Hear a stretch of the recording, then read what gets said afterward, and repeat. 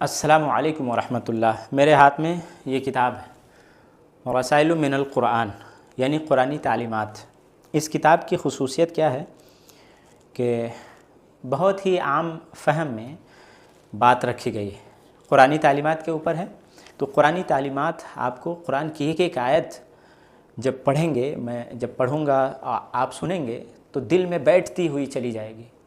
मुझे पसंद आया, इसलिए मैं आपको बताना चाह रहा हूँ, पढ़कर सुनाना चाह रहा हूँ कि इस किताब की ख़ुसूसियत आम फ़हम अंदाज में बात को इस तरह रखना कि जो पढ़ने वाला है, सुनने वाला है, उसके दिल में वो बात बैठ जाए।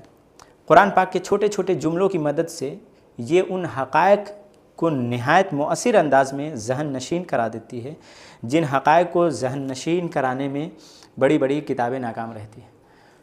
यानी बड़ी बड़ी किताबें आप पढ़ेंगे तब उन हक़ाइक़ तक पहुँचेंगे जो हक़ाइक़ इसमें बताई गई है। तो इस किताब को पढ़ते हुए आप थकेंगे नहीं, सुनते हुए थकेंगे नहीं, ज़हन थकता नहीं, बल्कि ऐसा लगेगा कि थका हुआ ज़हन भी इस किताब के चंद जुमले पढ़कर सुनकर ताज़ादम हो जाता है और दीनी गैरत व हमियत से सरशार हो जाता है। ये किताब तो अरबी ज़ुबान में है, लेकिन आपको उर्दू में बताया जाएगा